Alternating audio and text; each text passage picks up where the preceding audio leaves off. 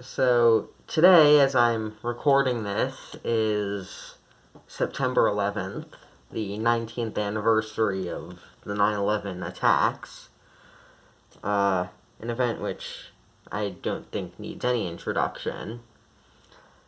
A lot is said about remembering the people who died 19 years ago, the 3,000 people, but one thing which I should say amidst all this remembrance and mourning is that, and this will sound cold, but 3,000 really is not a lot of deaths comparatively.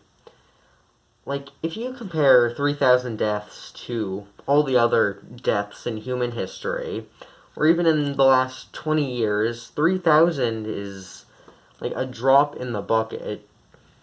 I mean, for comparison, every day, just normally, 150,000 people die around the world. That's the equivalent of 50 9/11s or more every single day.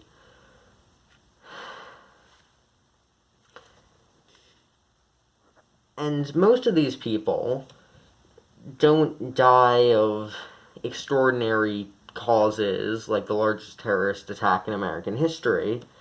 They die of normal things like, disease, old age. Their deaths don't get nearly as much attention. We don't remember their lives or their deaths. And I honestly think that that's a disservice to most people who die, including most people who die from preventable deaths, because I don't think your worth as a person should be determined by how spectacular the conditions of your death are. A lot of people, when I bring this up, are honestly shocked because of how it's ingrained in our culture. They think that I'm somehow disrespecting those who died on 9/11. I'm not. Like, let me be clear. What happened 19 years ago was a horrible tragedy, and any unnecessary, malicious death should be mourned.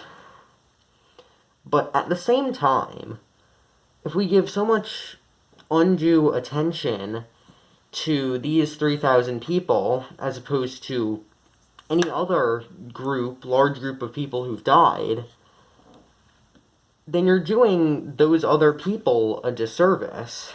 So, for instance, COVID-19 deaths. There have been far more, over 60 times more at this point, COVID-19 deaths in the United States than victims of 9/11.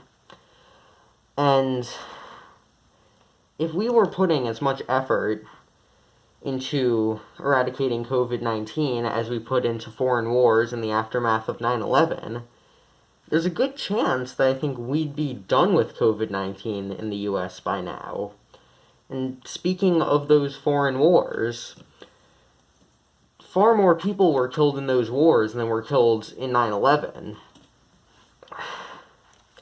And I'm not even talking about combatants. In terms of just civilian casualties, at least 100,000 people died in Iraq and Afghanistan because of American wars there.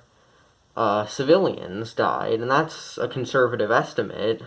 Some people put the figures as high as 600,000 civilian deaths for the Iraq War alone. And I think that those people deserve to be remembered just as much as 9/11 victims.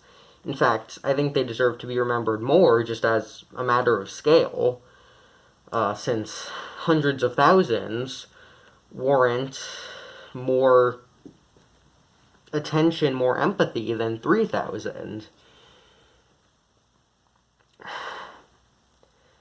So I'm not saying that it's wrong to remember the victims of 9/11. Obviously, there's a reason that they're remembered as much as they are. Especially if you live in or near New York, or if you knew somebody who was there, then it absolutely makes sense why you'd remember it. But you always have to put these things into perspective.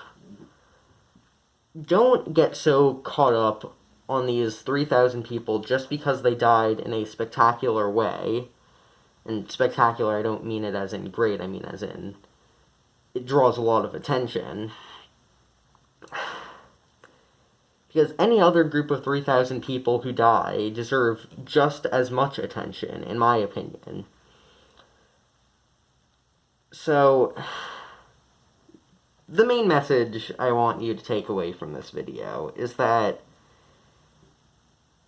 if somebody talks about remembering the victims of 9/11, but they don't talk about other victims of needless atrocities, such as the hundreds of thousands of civilians caught in the line of fire during the Iraq War, for instance, then I think you need to question whoever is telling you that, telling you to never forget this one atrocity, but to forget another.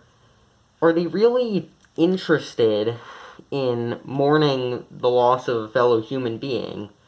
Or are they interested in pushing some kind of agenda? I think you need to look at the numbers and put things into perspective always.